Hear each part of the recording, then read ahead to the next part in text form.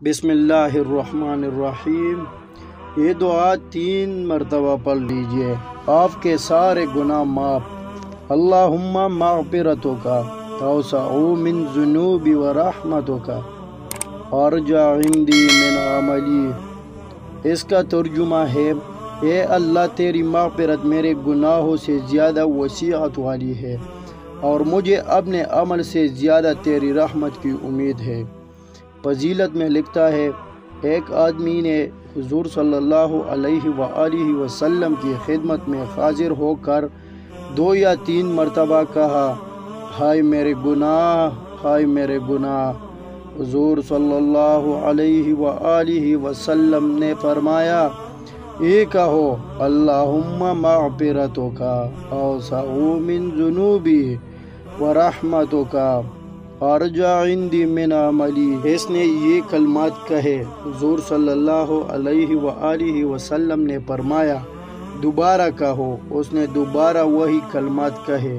حضور صلی اللہ علیہ وآلہ وسلم نے فرمایا، پھر کہو۔ اس نے پھر وہی کلمات کہے۔ حضور صلی اللہ علیہ وآلہ وسلم نے فرمایا، اٹھ جا، اللہ نے تیری مغفرت کر دی۔ ایک اور روایت میں بھی آتا ہے کہ اللہ پر توکل اور اسی کے سامنے گڑگڑانے والے کے لیے اللہ کافی ہے۔ حسبنا اللہ و نعم الوکیل۔ اس کا ترجمہ ہے، ہمیں اللہ کافی ہے اور وہ بہتر کارساز ہے۔ لا الہ الا انت سبحانک انی کنت من الظالمین۔ اس کا ترجمہ ہے، الہی تیرے سوا کوئی معبود نہیں، تو پاک ہے، بے شک میں نے اپنے نفس پر ظلم کیا۔ یا حی یا قیوم برحمتک استغیث۔